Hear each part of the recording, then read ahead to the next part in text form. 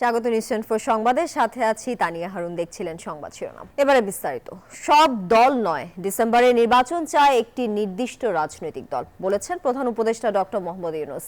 জাপানে নিক্কেই ফোরামে বক্তৃতার পর প্রশ্ন উত্তর পর্বে তিনি কথা বলেন। সরকার প্রধান বলেন, ডিসেম্বরে নির্বাচন করতে গেলে সংস্কারে তাড়াহুড়া হবে, তাই ভালো ও সুন্দর সংস্কারের জন্য আরও 6 মাস প্রয়োজন। কোনো রাজনৈতিক অভিলাষ নেই, নির্বাচিত সরকারের কাছে ক্ষমতা হস্তান্তর করাই প্রধান লক্ষ্য, বলেন ডক্টর ইউনূস। জাপানের টোকিও থেকে বিস্তারিত জানাচ্ছেন মারুফা রহমান। সূর্যোদয়ের দেশে টোকিওর ইম্পেরিয়াল হোটেলের ফুজি রুমে সকাল 9:20 শুরু হয় নিক্কেই ফোরামের 30তম সম্মেলন। এশিয়া এবং বিশ্বের বিভিন্ন দেশের নীতি নির্ধারক, অর্থনীতিবিদ ও বিশ্ব নেতারা এই ফোরামে অংশ নেন। বক্তব্যের শুরুতেই জলবায়ু পরিবর্তন এবং টেকসই উন্নয়নে এশিয়ার দেশগুলোকে পারস্পরিক সহায়তার ভিত্তিতে এগিয়ে যাওয়ার আহ্বান জানান প্রধান উপদেষ্টা। তুলে ধরেন জুলাই অভ্যুত্থানের স্মৃতিকথা। তিনি বলেন, একটি অবাধ, সুষ্ঠু ও বিশ্বাসযোগ্য সাধারণ নির্বাচনের জন্য প্রস্তুতি নিচ্ছে অন্তর্বর্তী সরকার।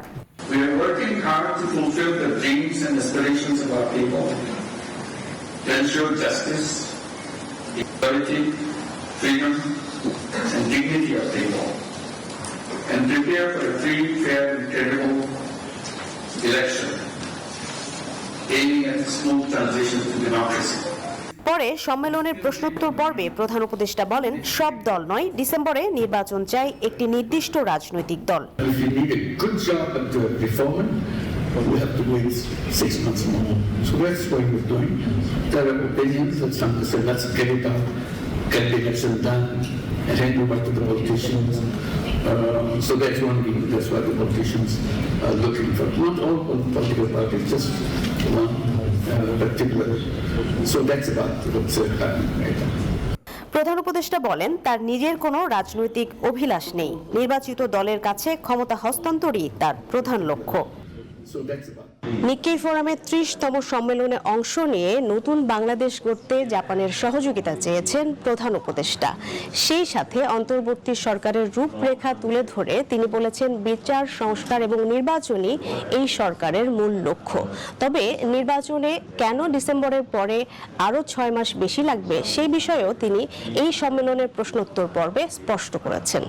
Marufa Rahman, news 24, Tokyo, Japan. Bangladesh থেকে আগামী 5 বছরে 1,20,000 প্রশিক্ষিত জনবল নেবে জাপান।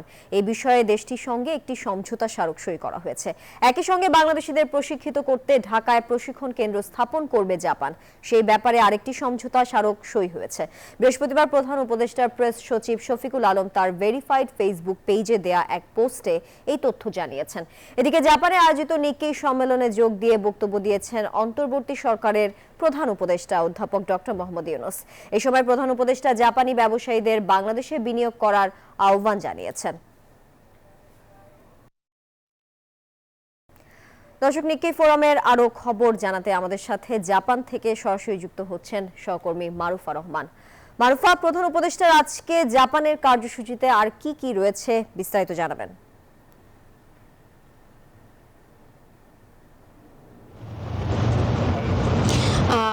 শুরুতেই আজকে দিনে শুরু হয়েছে নিক্কেই ফোরামের যে 30তম সম্মেলন। সেখানে প্রধান উপদেষ্টা আজকে ওপেনিং বক্তব্য রেখেছেন। আগামীকালকেও নিক্কেই ফোরামের অনুষ্ঠান রয়েছে। তবে এরপরে প্রধান উপদেষ্টা বাংলাদেশ দূতাবাসে আরেকটি অনুষ্ঠানে তিনি অংশগ্রহণ করে, যেখানে একটি সমঝোতা স্মারক চুক্তি হয়েছে, যেখানে জাপান 5 বছরে 1 লাখ বাংলাদেশি কর্মী নিয়োগ করবে এবং সেখানে জাপানের কর্তৃপক্ষ এবং ব্যবসায়িক প্রতিষ্ঠানগুলো আজকে সেই ঘোষণাটি দিয়েছে যে আগামী 5 বছরে বাংলাদেশ থেকে কমপক্ষে 1 লাখ কর্মী তারা নিয়োগ দিবেন, যা দেশটির ক্রমবর্ধমান যে শ্রমিক সংকট রয়েছে সেটি মোকাবেলায় সহায়ক হবে। তবে সেক্ষেত্রে যে শ্রমিকরা আসবেন এখানে কাজ করছে তাদেরকে জাপানি ভাষা শিখে আসতে হবে এবং সেটি আসলে প্রধান উপদেষ্টা তিনি বলেছেন যে প্রথম স্তরে যারা আসবে বা প্রতি ভাগে ভাগে যারা আসবে তাদেরকে ভাষা প্রশিক্ষণ দেওয়া হবে। এবং এছাড়া Bangladesh seminar on human resource শীর্ষক একটি সেমিনার হয়েছে। সেই সেমিনারের প্রধান উপদেষ্টা অন্তর্বর্তীকালীন সরকারের জাপানে বাংলাদেশিদের চাকরির সুযোগ সৃষ্টির জন্য তিনি সর্বোচ্চ প্রচেষ্টা চালাবেন বলে জানিয়েছেন এবং জাপানে যারা ব্যবসায়ীরা রয়েছে বা বিনিয়োগকারী যারা রয়েছে তাদেরকে বিনিয়োগ করার জন্য আহ্বান জানিয়েছেন এবং সেই সাথে নতুন বাংলাদেশ বিনির্মাণে জাপানের সহযোগিতা চেয়েছেন প্রধান উপদেষ্টা। এবং একই সাথে নিক্কেই ফোরামের কথা যদি আপনাকে বলি, সকালে প্রধান উপদেষ্টা অন্তর্বর্তীকালীন সরকারের রূপরেখা সেখানে তুলে ধরেন এবং বলেছেন সংস্কার, বিচার এবং নির্বাচন 3 বিষয়ে তারা কাজ করছে। সংস্কার এবং বিচারকে টেকসই করার জন্য ডিসেম্বরের পরে আরও 6 মাস সময় কেন লাগবে সেই বিষয়ে ব্যাখ্যা তিনি দিয়েছেন এবং সেই সাথে নির্বাচন কেন্দ্রিক কথা বলেছেন যে কেবলমাত্র একটি দল ডিসেম্বরে নির্বাচনের জন্য চাপ প্রয়োগ করছে, বাকি কেউ নির্ধারিত সময় বেঁধে দিচ্ছে না। এই সময়টি লাগছে আসলে টেকসই সংস্কারের জন্য। সরকারের বা অন্তর্বর্তী সরকার কিংবা প্রধান উপদেষ্টার রাজনীতিতে যাওয়ার বা ক্ষমতায় যাওয়ার কোনো ইচ্ছে নেই। তিনি একটি রাজনৈতিক সরকারকে ক্ষমতা হস্তান্তর করতে চান বলে নিক্কেই ফোরামে তিনি বক্তব্যে জানিয়েছেন। তো মোটামুটি আজকের মতো এই ছিল, বেশ কিছু সাইডলাইন বৈঠকও আছে, তবে আগামীকালকে জাপানের প্রধানমন্ত্রীর সঙ্গে দ্বিপাক্ষিক বৈঠক রয়েছে প্রধান উপদেষ্টার। মারুফা, আপনাকে ধন্যবাদ যুক্ত থাকার জন্য। বিএনপি নেতা ইশরাক হোসেনকে ঢাকা দক্ষিণ সিটি কর্পোরেশনের মেয়র হিসেবে শপথ দেওয়া হবে কিনা এ বিষয়ে সিদ্ধান্ত নেবে নির্বাচন কমিশন। বৃহস্পতিবার প্রধান বিচারপতি ডক্টর সৈয়দ রেফাত আহমেদের নেতৃত্বে 7 বিচারপতির পূর্ণাঙ্গ আপিল বেঞ্চ এই সংক্রান্ত আবেদন নিষ্পত্তি করে এই পর্যবেক্ষণ দেন। এর আগে বুধবার ইশরাক হোসেনকে ডিএসসিসির মেয়র হিসেবে ঘোষণা করে গ্যাজেট জারির বিষয়ে নির্বাচন কমিশনের বক্তব্য শোনার জন্য বৃহস্পতিবার দিন ধার্য করেন আদালত। একই সঙ্গে ইশরাককে ডিএসসিসির মেয়র হিসেবে শপথ না পড়ানোর নির্দেশনা চেয়ে দায়ের করা রিট খারিজের আদেশের বিরুদ্ধে লিভ টু আপিলের শুনানির কথাও বলা হয়। প্রধান বিচারপতি ডক্টর সৈয়দ রেফাত আহমেদের নেতৃত্বে 7 বিচারপতির আপিল বেঞ্চ এই আদেশ দেন। আদালতে ইশরাকের পক্ষে শুনানি করেন ব্যারিস্টার মাহবুব উদ্দিন খোকন। আবেদনের পক্ষে ছিলেন অ্যাডভোকেট মোহাম্মদ হোসেন। আজকে যে আদেশটা হলো, মামলাটা তাদের লিভ দেয়নি, লিভ গ্রান্ট করা নেই, কোন স্থগিতাদেশ দেয়নি, নিষ্পত্তি করছে এবং নিষ্পত্তি করেছে বলছে যে নির্বাচন কমিশনই সিদ্ধান্ত চূড়ান্ত হবে। Election commission cannot back out from their earlier opinion, অর্থাৎ আগে যে ওপিনিয়ন দিয়েছে সেখান থেকে তারা সরিয়ে সুযোগ নাই। দর্শক, এই বিষয়ে আরো খবর জানাতে আমাদের সাথে যুক্ত হচ্ছেন সহকর্মী নাইম আল জিকো। জিকো, আপিল বিভাগের রায়ের পর ইশরাক ইস্যুতে সবশেষ কি তথ্য আছে আপনার কাছে?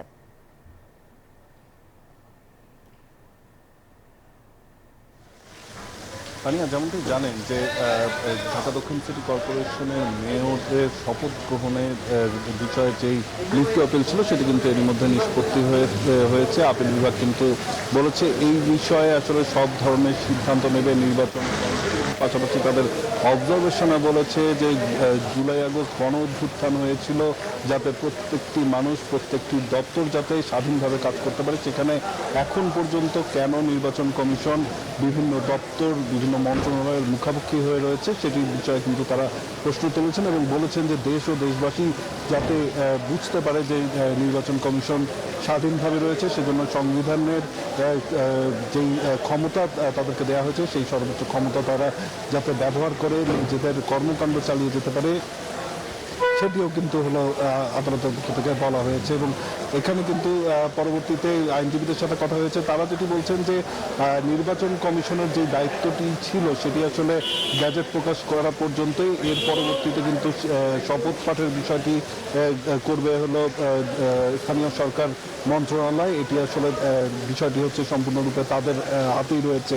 অন্যদিকে নতুনভাবে কিন্তু গ্যাজেট প্রকাশের আর কোনো প্রয়োজন নেই বলে কিন্তু নির্বাচন কমিশনের আইনজীবী তারা কিন্তু আমাদেরকে জানিয়েছেন। এবং যদি বলি যে ইশরাকের আইনজীবী মাহমুদ্দিন খোকন, তিনি বলেছেন যে এই এখন যদি এই কোনো রকমের শপথ যদি পাঠ না করা হয় সেটি হলো আদালত অবমাননার সামিল হবে, এটি কিন্তু হলো বলেছেন। অন্যদিকে আরেকটি বিষয় বলে রাখতে চাই, সেটি হচ্ছে যে রিটকারী আইনজীবী যারা রয়েছেন তারা যেটি বলছেন যে এই গ্যাজেটের মেয়াদ উত্তীর্ণ হয়ে গেছে এবং এর পরবর্তীতে যদি এই শপথ পাঠের কোনো বিষয় আছে তাহলে তারা আবারও আদালতে আসবেন। তো আমার আরেক সহকর্মী তৌহিদ রয়েছে নগর ভবনে, সেখানে ইশরাকের পক্ষে যারা নেতাকর্মীরা রয়েছেন তারা সেখানে অবস্থান কর্মসূচি পালন করছেন, সেখানে পরিস্থিতি জানতে সরাসরি যুক্ত হবো তার সাথে। তৌহিদ।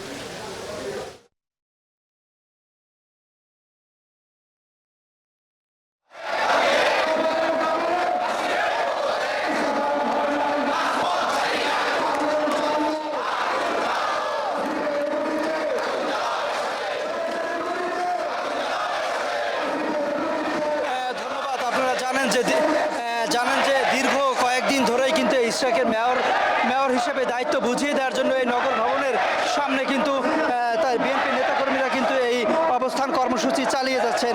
সেই তার ধারাবাহিকতায় কিন্তু এখন পর্যন্ত নগর ভবন থেকে তারা সরে যাননি। আজকের মতো বিক্ষোভ সমাবেশ কিন্তু চলছে। আজকের এই বিক্ষোভ সমাবেশে অংশগ্রহণ করার কথা আছে, কিন্তু যে মেয়র হিসেবে বিএনপি নেতা ইশরাক হোসেনেরও কিন্তু এই বিক্ষোভ কর্মসূচিতে অংশগ্রহণ নেওয়ার কথা আছে।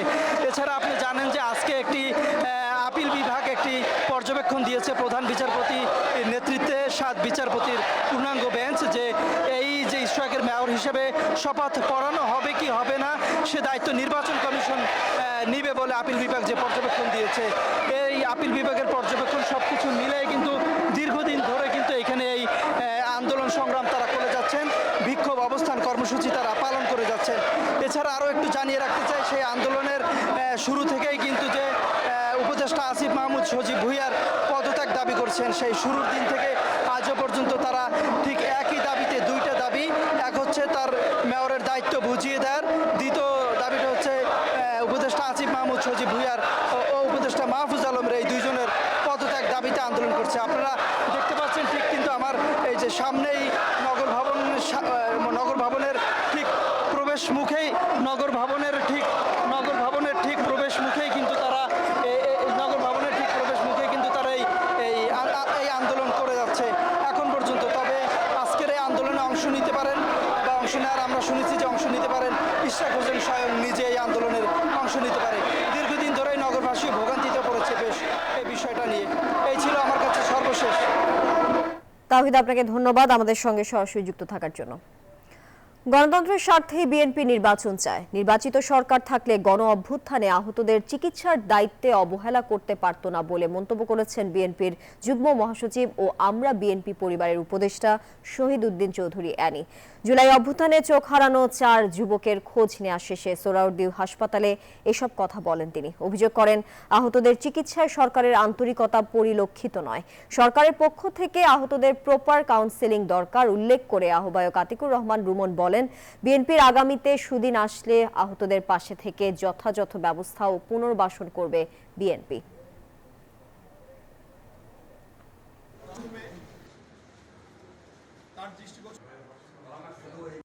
ভবিষ্যতে যদি বিএনপি কোনো ভালো সময় পায় তাহলে আমরা ওদের যথাসাধ্য ব্যবস্থা নিব এবং তাদের পুনর্বাসনের ব্যবস্থা করব। শুধু একটা পার্টি ডিসেম্বরে নির্বাচন চায়, কেন চায়, কি কারণে চায় এটা বুঝতে হবে।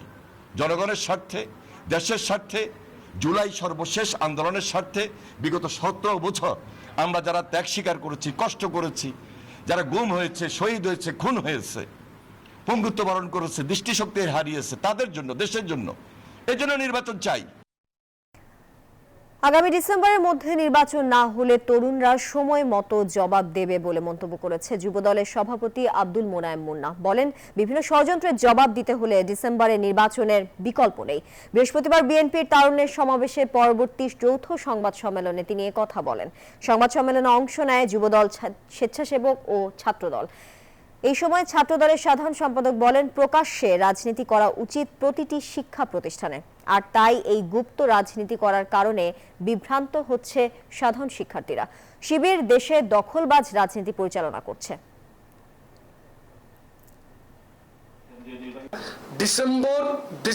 ডিসেম্বরে আমরা নির্বাচন চাই। জবাব তরুণরাই সময় মতো দেবে ইনশাল্লাহ।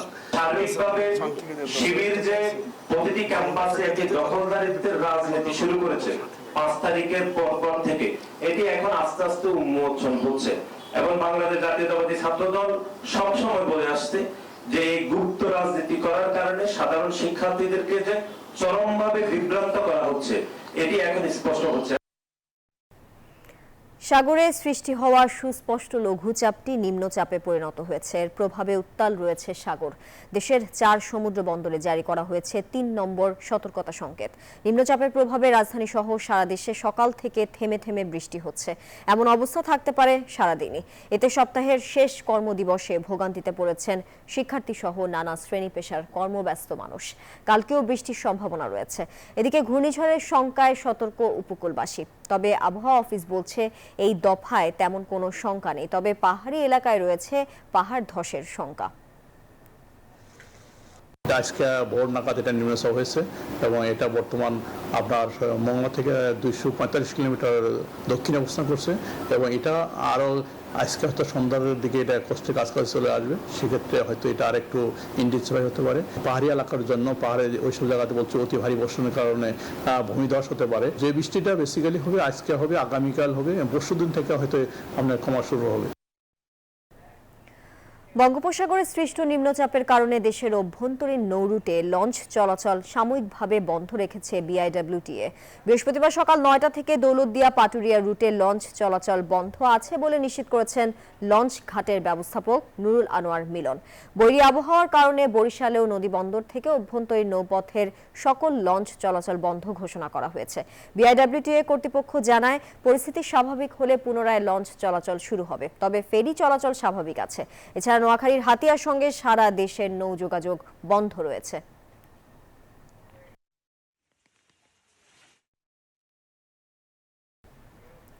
দর্শক, আবহাওয়া পরিস্থিতি নিয়ে আরো খবর জানাতে পটুয়াখালী থেকে যুক্ত হচ্ছেন সহকর্মী শিকদার জোবায়ের। শিকদার, আপনি এখন যে এলাকায় আছেন সেখানে আবহাওয়া এখন এই মুহূর্তে কেমন দেখছেন, আর বৃষ্টি কি এখনো হচ্ছে কিনা জানাবেন।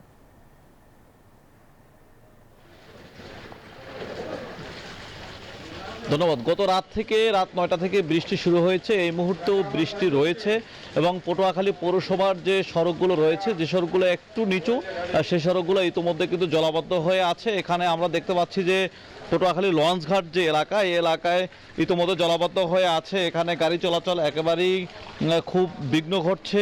অফিস আদালতে যারা যাচ্ছেন তাদেরও খুব কষ্ট হচ্ছে। শিক্ষার্থীরা, পথচারীরা সকলেই কিন্তু চরম ভোগান্তির মধ্যে পড়ছেন। বিশেষ করে এই এলাকার পটুয়াখালী পুরান বাজার এলাকার ব্যবসায়ীরা, লঞ্চঘাট এলাকার ব্যবসায়ীরা, তারা কিন্তু চরম কম রয়েছে। এখানে ক্রেতা বিক্রেতাদের সমাগম একেবারে নাই বললেই চলে। রাস্তায় যে অটো রিক্সা চলাচল করছে তারাও কিন্তু খুব রিস্ক নিয়ে চলাচল করছে। চরম ভোগান্তির মধ্যে পড়ছেন এখানে নিম্ন আয়ের খেটে খাওয়া মানুষগুলো। পটুয়াখালীর শুধুমাত্র এই সড়কটি নয়, এখানের পৌরসভার নিচু যে সড়কগুলো রয়েছে সকল সড়কই এভাবে জলাবদ্ধ অবস্থায় রয়েছে। পৌরবাসী রয়েছে চরম ভোগান্তিতে। 3 নম্বর সতর্ক সংকেত কিন্তু জারি রয়েছে, যার কারণে লঞ্চ চলাচল একেবারেই বন্ধ ঘোষণা করেছে বিআইডব্লিউটি কর্তৃপক্ষ। এতটুকু ছিল পটুয়াখালী থেকে আমার কাছে এই মুহূর্তের সবশেষ। শিকদার, আপনাকে ধন্যবাদ পটুয়াখালীর আবহাওয়া পরিস্থিতি নিয়ে যুক্ত থাকার জন্য। নিউজ 24 সংবাদে এবারে বিরতি নিচ্ছি, সাথেই থাকুন। স্বাগত আরো একবার, দেখছেন নিউজ 24 সংবাদ। দর্শক, নগর ভবনের সমর্থকদের উদ্দেশ্যে এই মুহূর্তে কথা বলছেন ঢাকা দক্ষিণ সিটির ঘোষিত মেয়র বিএনপি নেতা ইশরাক হোসেন। আমরা সরাসরি যাচ্ছি তার বক্তব্যে।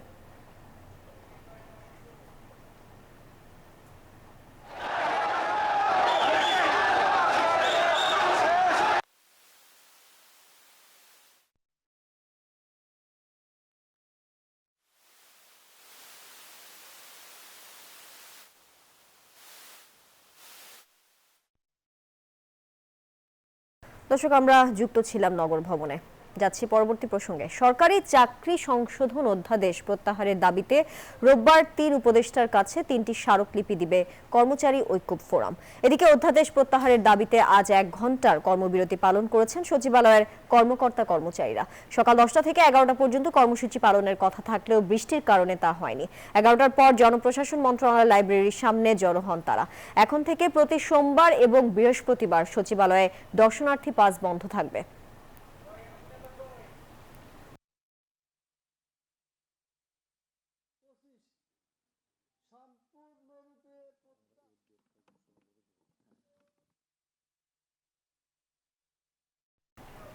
দর্শক, এই বিষয়ে বিস্তারিত জানাতে আমাদের সাথে যুক্ত হচ্ছেন সহকর্মী শাহনাজ ইয়াসমিন। শাহনাজ, আজ তো সচিবালয়ে 1 ঘন্টা কর্মবিরতি পালন করেছেন কর্মকর্তা কর্মচারীরা, এই বিষয়ে কি বলছেন তারা?